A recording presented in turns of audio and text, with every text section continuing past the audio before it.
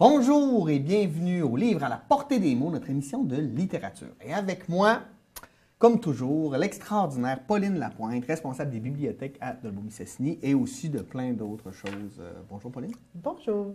Et M. Bernard Tremblay, qui commence à être un habitué de l'émission. Bonjour. Ça va bien? Ça va très bien vous-même. Oui, ça va bien. On va commencer par toi, Pauline. Tu vas nous parler du printemps des revues. Oui, effectivement. Quand est-ce que le printemps arrive? Ça, on a hâte. On ne sait pas trop. Je l'ai commandé, ça devrait arriver bientôt. C'est quoi le printemps des revues? Le printemps des revues, nous, c'est la 3e édition qu'on participe avec l'organisme qui est la SODEP. C'est un projet qui est offert dans l'ensemble des bibliothèques. Pour l'édition de cette année, c'est 109 bibliothèques qui ont répondu positivement à l'appel pour faire... C'est une exposition de revues culturelles qui passe par les arts visuels, le cinéma, la littérature.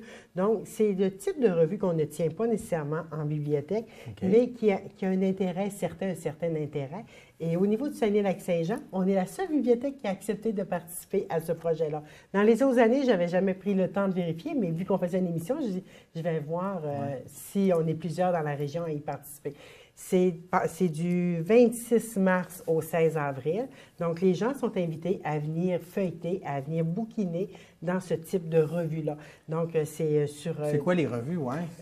J'en ai quelques modèles. Nouveaux projets, ce qui se passe au Québec au niveau des projets de l'art qui est visuel. 24 images. Nuit blanche. C'est une revue Nuit blanche. On a déjà été abonné à la bibliothèque. OK. Puis c'est une revue 24 images, une revue de cinéma, j'imagine? C'est en plein ça. Ouais. Nuit blanche, qui est un magazine qui est littéraire. Sur la littérature. Vie des arts, qui est sur les arts visuels. OK. Donc, on est dans les plasticiens. Tout à l'heure, on va jaser avec M. Tremblay au niveau de l'histoire, sur l'historicité, si on veut, des familles, la revue Cap au diamant. Ah, la revue d'histoire du Québec, Cap au diamant. Que je ne connaissais pas pourtant. Lettres québécoises, d'actualité littéraire. OK.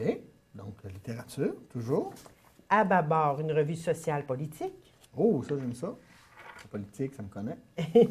Et c'est sûr, j'ai amené beaucoup de revues sur le littéraire parce qu'on oui. s'entend que c'est vraiment là-dessus. Et cahiers de lecture.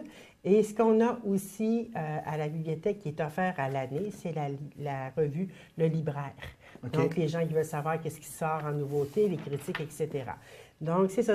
Le vœu de ça, c'est justement de mettre à la portée de tous un type de littérature qui est pas nécessairement... Là, on n'est pas attiré par ça, mais le fait de bouquiner peut nous développer nos horizons. C'est vraiment de travailler au niveau de l'éducation et de la nouveauté. Et le fait qu'on ait une table là-dessus, les gens arrêtent, peuvent voir et y aller par des suggestions. Parce qu'on sait qu'on a des suggestions au niveau des achats des livres, mais c'est la même chose au niveau des magazines.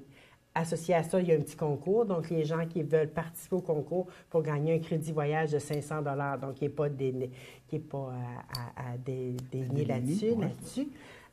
Donc, c'est ça. On invite les gens à venir du 26 mars au 16 avril. Puis on se présente, les revues sont là, mais maintenant, moi, j'accroche sur une revue, puis après, le 15 avril, elle n'existe plus. Est-ce que je peux te demander d'en avoir? C'est ça. On peut demander de s'abonner dessus. On peut regarder au niveau du prêt entre bibliothèques pour l'avoir.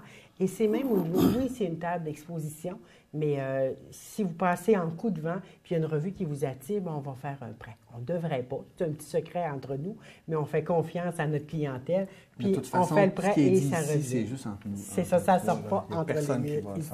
Donc, c'est vraiment une nouveauté. C'est 3 ans, ça fait 3 ans qu'on le fait. Et puis, on est les seuls au Saguenay-Lac-Saint-Jean. Moi, ça me surprend, mais c'est la preuve que la place pour la culture au Saguenay-Lac-Saint-Jean, c'est Dolbeau-Mistassini. C'est en plein ça. On a beaucoup de théâtre, on a beaucoup d'écrivains. Il va y avoir un lancement, justement, jeudi au niveau d'un écrivain. Fait que on pullule, si on veut, de talent, peu importe le secteur d'activité en culture. Puis on se fait plaisir en lisant des magazines. Merci beaucoup pour le printemps des revues. On attend le printemps. Les revues sont arrivées, fait que faut aller les lire. C'est bon signe. Les ingrédients sont en ligne. Monsieur Tremblay. Oui, monsieur. Ça va bien? Ça va très bien vous-même. Oui. Là, vous venez nous parler d'un projet extraordinaire, particulier. Vous êtes en train de faire, corrigez-moi si je me trompe, une analyse statistique de la population du nord du lac Saint-Jean, mais en lien avec les décès, donc les gens qui sont morts. Oui, à partir des décès. Pourquoi je fais ça? Il y a toujours une raison. C'est que les personnes qui sont décédées, c'est l'histoire. C'est de l'histoire. Alors moi, c'est une étude qui n'a jamais été faite. Parce que je me suis informé avec la BANQ, ce qui veut dire la Bibliothèque et les Archives nationales du Québec, à Chicoutimi. Ça n'a jamais été fait. Alors moi, ce que j'ai fait, c'est comme, je vais vous donner un exemple. Ici, à Normandin, je suis allé dans les sociétés d'histoire à Dolbeau, je suis allé à Saint-Félicien. Ils ont certains registres des décès. Eux, ce qu'ils ont fait, c'est qu'ils ont photographié les pierres tombales avec la date de naissance et la date du décès. Comme vous pouvez voir, là, juste à Normandin, j'ai à peu près 80 pages. Ouais. Mais si on calcule, voyez-vous, Normandin, la fondation est de 1878, donc je pars toujours de la fondation du village. OK. 1878, Normandin, Albanel, 1889, 1931, Saint-Eugène, 1931, Notre-Dame-de-Lorette. À la suite de ça, c'est que je veux faire un graphique comme ça, qui va nous indiquer avec les années. Comme à Normandin, j'ai 136 ans, donc je vais avoir 136 carreaux. OK. Je veux savoir combien est-ce qu'il y a de bébés, hommes et femmes, de décédés. Hommes-femmes de 1 an à 10 ans. Ensuite, la moyenne homme-femme des décès de 1 à 10 ans. OK. 10 à 18 ans, hommes-femmes. Ensuite, hommes, et ainsi de suite, aller jusqu'à l'autre bout. Ensuite, je veux savoir les gens qui sont venus au monde avant 1900. Par exemple, en 1940, j'avais combien de personnes qui sont venues au monde avant 1900? OK. Hommes et femmes, pour faire une statistique. À la suite de ça, je me suis intéressé Mais savoir... là, pourquoi vous colligez toutes ces informations-là? Oui. Ça va vous donner des tableaux graphiques. Puis Oui. qu'est-ce que vous allez faire avec ça après? Avec les tableaux graphiques, ça va être publié. OK. Je veux que ça soit disponible dans la BANQ, dans les sociétés d'histoire, dans les bibliothèques, comme outil de recherche. OK. Mais ce qu'il ne faut pas oublier, c'est que là, j'ai une partie. Comme à Dolbeau, l'ouvrage a été fait jusqu'à 2009. Donc, de 1997 à 2009, je n'ai pas les données. Donc, je suis obligé de faire venir les microfilms du progrès d'image de la BANQ, mais ça, je vais vous en reparler tout à l'heure. D'accord. Mais je suis obligé d'aller sur place printemps, faire chaque pierre tombale, voir les années qui me manquent. S'il me manque, par exemple, l'année 2001, j'ai aucun décès de compilé. Il faut que je fasse le tour de toutes les pierres tombales pour trouver les décès en 2001. Puis faites-vous aussi, tu sais, comme l'ancien cimetière des Pères Trappistes, là, qui est en haut de la côte, entre Dolbeau et Mistassini. Oui. Avez-vous ces informations-là aussi? On remonte jusqu'à là, là? Ça, ces informations-là, je l'ai présentement dans les registres que j'ai à la Société d'histoire de Dolbeau-Mistassini. Ça, je les ai. Présentement, il faut que j'aille voir les Pères Trappistes à leur nouveau monastère, parce que les Pères Trappistes ne sont pas répertoriés à nulle part dans les registres. Ah, OK. Donc, c'est eux qui ont les registres. Je me suis intéressé aussi, en faisant ça, je veux savoir, parce que dans tout ça, c'est confidentiel. J'ai aucun nom. Le seul nom que j'ai gardé, c'est Maria Chapdelaine à Péribonka, parce que c'est un personnage mythique qui a été joué supposément par Mme Eva Bouchard. Oui. C'est la seule. Est-ce que je vais la nommer dans mon étude? Je ne suis pas encore décidé. Je pense que je vais peut-être laisser aux gens le bénéfice du doute, si on veut. Mais ce qui m'a surtout intéressé, c'est que je veux savoir, est-ce qu'il y a eu des grandes épidémies? Oui, il y en a eu. En 1918, on a eu la grippe espagnole. Oui. Ce que les gens ne savent pas, c'est qu'en 1957 et en 1968, on a eu une autre épidémie de grippe espagnole. Là, je suis rendu là à savoir, est-ce qu'il y a eu des décès dans la région? Est-ce que c'était vraiment une épidémie ou si ça a été contrôlé? Oui, est-ce qu'il y a une concordance, là? C'est ça. des dessins? Revenons à ça.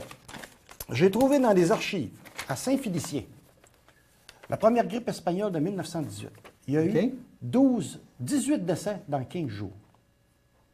Et les gens se dépêchaient. Il faut que je vous lise un article, si vous permettez, oui, ça m'intéresse. qui vient de l'œuvre socio-religieuse de Simon Bluteau, qui est venu au monde en 1917, qui est mort en 1953 à Saint-Félicien, à la page 174. Il est dit, « Durant ce fléau, par crainte de propager la maladie, on se dépêchait d'enterrer les victimes.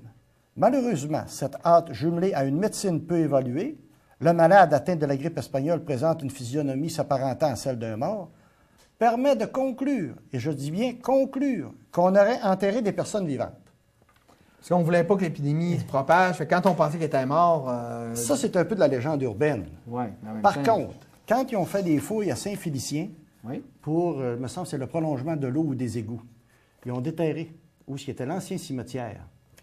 Les gens étaient enterrés sur le ventre. Pourquoi? De peur de propager la maladie. Ils étaient enterrés sur le ventre, dans les corps qu'ils ont trouvés. Donc, c'est un peu bizarre. Mais je n'ai pas encore fini mes recherches à ce niveau-là. Une autre maladie qui m'intéresse, c'est la polio. Vous vous souvenez de la polio? Au Canada. Entre 1927 et 1962, il y a eu 50 000 personnes qui ont contracté la maladie au Canada. 4 240 sont décédés. Au Québec, en 1946, 1612 personnes ont contracté la maladie, 115 sont décédés. Un peu moins de 10 Moi, ce que je veux savoir, est-ce qu'on en a eu dans la région? Ouais. Moi, quand j'étais jeune, j'ai connu des gens qui avaient la polio qui ont été vraiment marqués par ça. Même dans ma famille, il y en a eu. Est-ce qu'il y a eu des décès dans la région? C'est ce qui m'intéresse dans l'étude que je suis en train de faire. Je veux savoir, est-ce que la population, d'abord, vous savez que la population au Saguenay-Lac-Saint-Jean, on dit qu'il y a beaucoup de tremblés, il y en a qui ont parlé de consanguinité, ces choses-là. Moi, je veux savoir, est-ce qu'il y a eu des maladies qui sont vraiment typiques au Saguenay-Lac-Saint-Jean? Est-ce qu'il y a eu plus de décès ici qu'ailleurs? Est-ce qu'il y a eu plus de décès, par exemple, à Dolbeau qu'il y en a eu à Normandin ou il y en a eu à Saint-Félicien, par exemple? Sur cette cause-là. Alors, c'est une étude que je veux faire au complet. Qu'est-ce qui vous fait assez longtemps là-dedans, dans la mort, dans la maladie? Dans la mort, c'est que moi, comme je vous ai dit la dernière fois que je suis venu, depuis que mon père est décédé, je me suis réconcilié avec la mort. Je me suis dit, il faut arrêter d'avoir peur de la mort, il faut comprendre. Parce que, comme je vous disais tout à l'heure, avant de rentrer en ondes, c'est que c'est de l'histoire, ça. Si vous vous promenez dans un cimetière, vous dites, ah, lui, je l'ai connu, il est mort en telle année, ah, il travaillait à telle place, travaillait. Ah, lui, c'était quelqu'un de connu, ah oui, je m'en rappelle, lui. Bon, il a fait telle chose. C'est quelqu'un qui a développé la ville. C'est comme ça qu'on fait l'histoire, à partir de ces choses-là. Puis à chaque fois que quelqu'un décède, on perd une partie de la tradition orale aussi, là. Oui, comme à Saint-Félicien, au cimetière, il y a ce qu'on appelle le charnier, là. Il y a une petite chapelle, et dans le sous-sol, ils ont des caveaux pour les personnes. Il y a 3 curés de la paroisse qui sont enterrés là. Il y a M. Alfred Hamel, qui était très bien, un personnage très connu. Mais il y a Monseigneur Bluteau. Moi, ça, pourquoi Monseigneur? C'était pas un évêque. Pourquoi il est devenu Monseigneur? Moi, je veux le savoir. Ouais. Je vais aller fouiller, je veux le savoir. Pourquoi les autres, c'est des simples curés, mais lui, c'est un Monseigneur? Qu'est-ce qu'il a fait pour mériter? Qu'est-ce qu'il a fait pour mériter le titre de Monseigneur? Fait que c'est des choses que je veux savoir. Mais c'est tout qu'un travail de moine, là, excusez-moi. La responsable de la BNQ, Chicoutimi, me dit que j'en avais à peu près pour 2-3 ans. C'est quelque chose de longue haleine. Mais c'est un projet de pré-retraite. J'ai un autre projet en cours, donc c'est pas... Non, c'est quelque chose qui me passionne. Je suis un être passionné d'abord. Ben oui. Il faut être passionné de faire ces choses-là. Ben oui, clairement. Mais une passion, il ne faut pas qu'une passion devienne un travail. Moi, il y a des journées que je travaille dans ça, puis quand je suis tanné, fini, ça va là demain. J'arrête. Là, l'objectif final dans tout ça, est-ce que c'est de faire un livre et de vous mettre millionnaire? Je ne veux pas faire aucun sou avec ça. OK. C'est un projet. Moi, je veux que quand je vais avoir terminé, qu'il soit publié, mais que ce soit disponible à la BNQ, c'est-à-dire la Bibliothèque et les Archives nationales du Québec, dans les sociétés d'histoire du Lac-Saint-Jean ou du Saguenay, s'ils veulent, dans les bibliothèques comme outil de recherche. OK. Je ne veux pas faire d'argent avec ça. Je veux que ça soit disponible à tout le monde parce que je n'ai pas envie de faire de l'argent sur le dos des morts. Comprenez-vous? Je pense qu'il faut avoir un certain respect. Je trouve que c'est bien dit. Oui, il faut avoir un certain respect. Puis de toute façon, je ne le fais pas pour ça. Je le fais parce que moi, quand je vais prendre ma retraite, je ne veux pas être assis dans le salon en avant de la vitre puis me bercer pour regarder dehors. Je veux faire quelque chose de... Ben, vous pouvez le faire en vous berçant. Hein. Suite à ça, j'aimerais vous parler qui m'a aidé dans ça. Ah, Pauline? J'ai eu de l'aide. C'est de là, justement, le parallèle qu'on peut faire avec le type de lecteur qu'on peut avoir. On sait que M. Tremblay, tout à l'heure, on disait que c'était un habitué de venir aux émissions de la culture pour la bibliothèque, mais c'est un de nos fervents clients au niveau de la littérature, et c'est de montrer aux gens, peu importe le projet, le lien qu'on peut avoir avec la bibliothèque. Donc, c'est le côté qu'on aimait approfondir avec M. Tremblay aujourd'hui au niveau de cette émission-là. Donc, vous ne faites pas juste aller emprunter des livres. Vous utilisez les services de la bibliothèque. Oui, parce que je peux vous dire, c'est qu'avec la Bibliothèque et les Archives nationales du Québec à Chicoutimi, moi, quand je suis allé, j'avais besoin de trouver certaines dates de décès que je n'étais pas capable de trouver. Parce que maintenant, les fabriques n'ont plus le droit de donner ces réponses-là. OK. Donc, moi, je suis allé avec les avis de décès dans le Progrès dimanche. Donc, il fallait que j'aille des microfilms. Alors, la BNQ me dit, vous allez aller voir votre Société d'histoire et de généalogie à Dolbeau-Mistassini. Donc, je suis allé voir la personne responsable. Elle m'a dit, je vais appeler à Chicoutimi, savoir comment faire. Et à Chicoutimi, elle lui a dit, tu vas à la bibliothèque de Dolbeau, c'est eux qui vont faire venir les microfilms, OK. et qui vous, la Société d'histoire, vous allez être responsable. Et moi, ensuite, je peux les regarder. Et je peux vous dire que quand je commande une série de 5 à la bibliothèque, si la série de 5 est commandée le vendredi, je l'ai le lundi. Le mardi, l'autre série est commandée, puis je l'ai le vendredi. Vous travaillez vite quand même. Mais je peux vous dire qu'à la bibliothèque, ça travaille vite. Ouais. Puis en passant, je veux vous dire qu'à la bibliothèque, là, il y a des gens qui ne sont jamais allés ou ils ont peur d'y aller. Il ne faut pas avoir peur d'un service qui est public. Si vous voulez faire de la recherche, ils ont les ordinateurs. Il y a quelqu'un qui veut avoir des biographies. Il y a un rayon complet de biographies. Il y a des romans, il y a tout ce que vous voulez. Et en plus, l'équipe, il ne faut jamais oublier l'équipe. Nicole, Claude, Liette, Annie, ces femmes-là font un travail extraordinaire.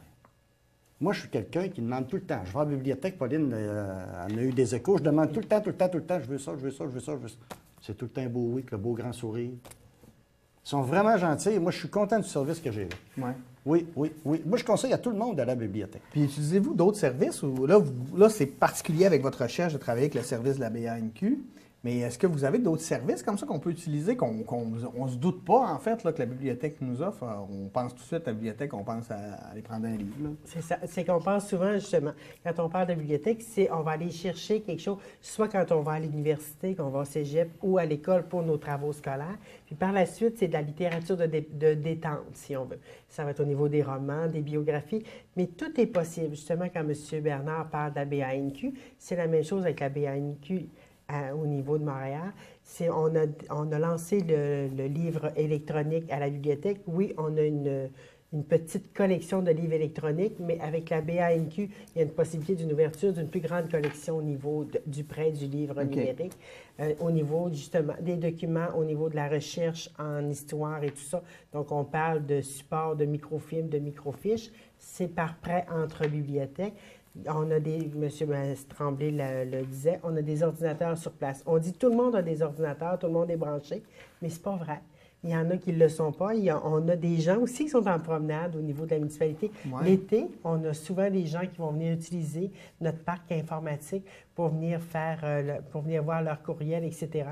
Soit que le portable a décidé de refuser de travailler. Il a dit, bien, regarde, tu es en vacances, moi aussi, je prends mes vacances. Donc, les gens viennent chez nous, le service de copie. Donc, les gens viennent imprimer. On a des gens qui sont en traduction, qui viennent passer des vacances ici. Ça fait plusieurs étés qui viennent à la bibliothèque pour justement venir faire imprimer leurs textes, venir faire finir leur travail, si on veut, ils sont contractuels. Donc, ils viennent travailler à la bibliothèque. Ça fait que la bibliothèque, c'est plus qu'une détente. Ouais. C'est au-delà de ça. C'est peu importe les projets qu'on a, souvent, ça a un rapport avec de la littérature, avec de la recherche. Donc, on est ouvert. Mais M. Tremblay parlait de notre équipe. Effectivement, au niveau de la bibliothèque à Dolbeau-Mistassini, l'équipe est extraordinaire. Les gens ont vraiment à cœur le service à la clientèle. Donc, quand on se présente, on sait ce qu'on veut, mais on ne sait pas comment le demander. Ouais. Moi, le personnel est là, va fouiller avec... Parce que les gens vont arriver, vont dire, j'ai écouté la télévision, c'était avec une Marie-Claude, ouais. Je pense. Le titre, c'était... Il n'y avait jamais dedans. Puis, c'était un homme et une femme. Donc, on va vraiment plus loin pour permettre à notre client, si ce n'est pas dans l'immédiat, il va être rappelé dans une journée ou 2 jours, dire on l'a trouvé, il n'est pas édité, on l'a trouvé, il s'en vient, l'achat est fait, il va être traité. Donc, c'est le premier règlement dans notre politique d'achat de documents, c'est les demandes spéciales des usagers. Donc, c'est ce qui fait en fait que les gens aussi ont le goût de revenir. Parce que quand tu as du service à quelque part, tu as le goût d'y retourner parce que tu sais que tu vas trouver, que tu vas avoir une réponse à tes questions. Puis des fois, Internet, on s'en sert beaucoup pour chercher, mais ça ne nous donne pas nécessairement réponse à tout. Fait que c'est plaisant d'avoir des personnes... Parce que les gens qui viennent, bien, c'est pas tout le monde qui peut avoir les livres chez eux. Et c'est le lien qu'on a à faire aussi avec notre libraire. C'est au niveau des commandes d'achat où on a un très bon service aussi. Fait que le client qui arrive chez nous, c'est tatoué dans les règlements. C'est le service d'abord, peu importe. Il faut répondre à cette personne-là, puis c'est par la suite, ça nous fait une publicité extraordinaire, oui. Parce qu'on a quand même au-dessus de 29 % de la population qui fréquente la bibliothèque de Dolbeau-Mistassini. Donc, c'est extraordinaire, puis on veut continuer à ce niveau-là à répondre à nos clients. Confirmer que le service est bon. Oui. Avez-vous déjà été à la bibliothèque à Dolbeau? Ah oui. Moi, là, souvent, je fais du travail à la maison, mais même ça m'arrive de partir avec un dossier, je m'en vais à la bibliothèque. Je m'installe dans un coin. Je commence à travailler un peu. Avez-vous remarqué l'odeur qu'il y a dans la bibliothèque? L'odeur, les murs, la brique, l'ambiance, petit chuchotement dans les coins. On sait que les gens sont en train de chercher des volumes. Ouais. Souvent. Faites le tour de la bibliothèque, c'est bourré de petits coins. À un moment donné, je m'en vais dans un autre petit coin. Il y a une petite chaise tranquille, je m'assieds là. J'écoute. Je lis. Je travaille. Il y a une étude sociologique à faire là-dessus. Ah. je pense. Il n'y a pas une odeur qui est pareille dans la bibliothèque. Hein? Faites le tour, il n'y a pas une odeur qui est pareille. Non, mais rien que l'odeur des livres. De temps en temps, là, il y a une des filles qui travaillait là, une dame qui travaillait là. Oh, ah, Bernard, t'étais là, toi? Je t'avais pas vu. Ben non, pourtant, ça fait une demi-heure, mais je suis jamais dans le même coin. Non, le service, là, je peux vous dire que si on avait un pointage à donner au service à la bibliothèque de Dolbeau, là, sur 10, j'irais à 18. C'est gentil. C'est excellent. Non, mais faut pas avoir peur de le dire aux gens quand on est satisfait d'un service. C'est comme quand vous allez au restaurant, que vous mangez un bon repas, c'est rien de donner un pourboire à la jeune fille. Non, si vous mangez mal, vous allez partir de là fâché. C'est la même chose à la bibliothèque. C'est un service public. Tu ne vas pas là pour arriver là un paquet de nerfs. Même moi, je suis un paquet de nerfs. Mais tu ne vas pas là pour énerver tout le monde, là. Tu vas là pour relaxer. Tu demandes un service. Comme Pauline disait tout à l'heure, s'ils n'ont pas le volume, il s'en vient, comme elle dit, il est en train de se faire publier, on va l'avoir, t'as chaud, t'as chaud. Vous pouvez faire des demandes. Oui, j'en ai fait souvent, puis j'ai toujours été bien répondu. Même s'ils n'ont pas un volume, ils demandent, j'essaie de me souvenir, comment est-ce que c'est, la bibliothèque La BANQ. Oui, il y a la BANQ, c'est ça. Par la BANQ, c'est la grande bibliothèque. Feu, la grande bibliothèque qu'on appelait avant. C'est ça. OK. La BANQ, ça m'est arrivé souvent de ne pas avoir le volume ou de demander un volume, mais je regardais le prix, puis je disais, Liette me disait, on peut l'avoir, c'est un volume de 45 $. Là, je disais, écoute, ça me coûte que tu le commandes. On va le faire par la BANQ, parce que je voudrais faire juste une consultation. Parce que je me dis, quand je vais commander un volume, parce que je vais vraiment le lire au complet, qui va m'intéresser. Mais là, c'est peut-être juste pour de la consultation. Donc, tu vas avec la BANQ. Parce qu'ils ont des budgets respectés à toutes les années. Ce qui est plaisant aussi, c'est parce que moi, ça arrive souvent, je cherche des livres, puis je suis prêt à les acheter, mais ils ne sont plus édités. Donc, je ne peux plus les acheter. Fait que là, je fais des prêts en bibliothèque, je vais les chercher, j'essaie de les trouver, puis le service est toujours génial pour avoir ces documents. Ah, très, très bon service. Moi, si un jour la bibliothèque est de Dolbeau ferme, là, j'espère que je vais être assez vieux pour être capable de lire. Ouais. Ou ils vont vous oublier enfermés, ils vont vous oublier dans on un va vous coin. oublier dans un coin. à la bibliothèque. On va faire attention maintenant les soirs quand on va faire. Ah, c'est bon. Hey, merci beaucoup, ça a éclairé beaucoup de choses. On va vous souhaiter bon succès avec le reste de votre projet. Vous en avez pour 2-3 ans? Vous allez-tu revenir nous en parler? Oui, sûrement. J'ai un autre projet qui est déjà en cours aussi. Encore avec les morts?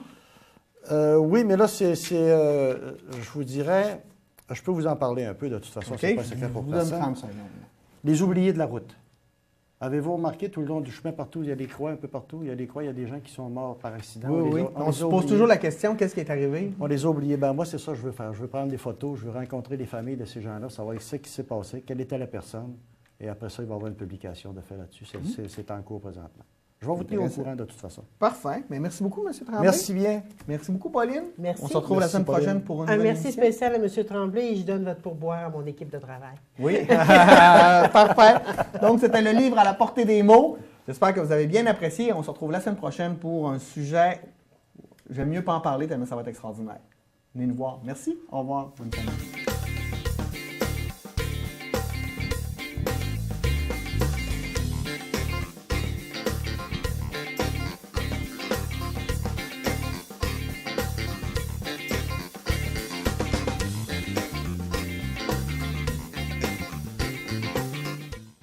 Chaque jour il traîne autour avec son nuage gris. On dit qu'il veut toujours se faire des amis.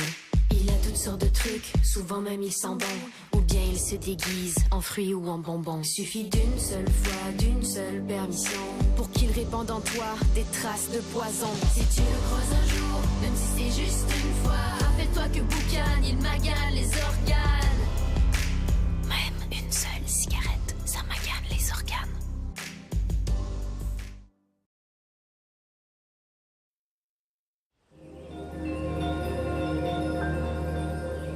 Nous sommes présentement au Mont-Saint-Grégoire. C'est une des 8 collines montérégiennes. C'est un site exceptionnel qui offre un panorama sur la région, donc c'est-à-dire un point de vue 360 degrés en haut. La Fondation Hydro-Québec a permis de redonner l'accès au Mont-Saint-Grégoire tout en limitant les impacts de la randonnée pédestre, améliorer le réseau de sentiers et il y a des outils éducatifs.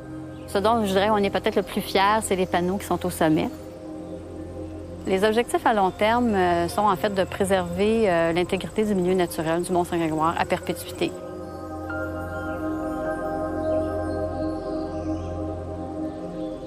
Dans la montagne, on vit environ 3 à 4 jours par semaine. Et si on reste proche, on serait ici 7 jours par semaine.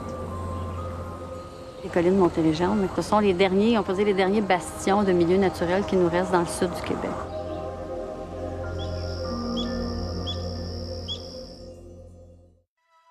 Dans les différentes régions du Québec, la SOPFEU a installé des panneaux d'inflammabilité pour que les amateurs de plein air connaissent le danger d'incendie. Grâce à ces panneaux, on peut éviter de faire des feux à ciel ouvert lorsque les conditions sont dangereuses. De plus, par un simple clic sur votre souris, vous pouvez consulter le danger d'incendie de votre région sur la page d'accueil du site de la SOPFEU pour vérifier si vous pouvez faire votre feu de camp.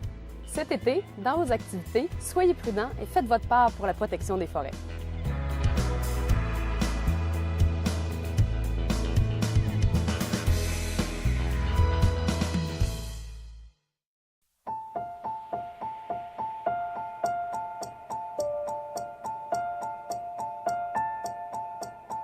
Personne ne dirait ça.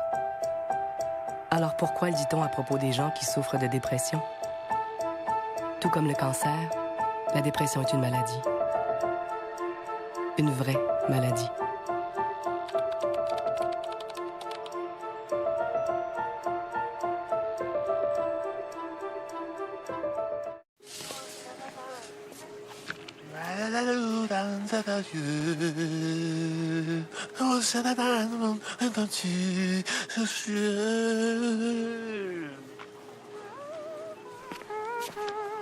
Ce soir l'amour est dans tes yeux,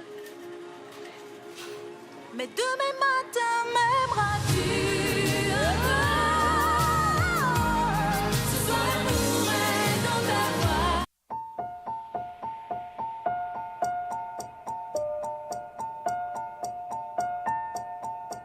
Personne ne dirait ça. Alors pourquoi le dit-on à propos des gens qui souffrent de dépression? Tout comme le cancer, la dépression est une maladie. Une vraie maladie.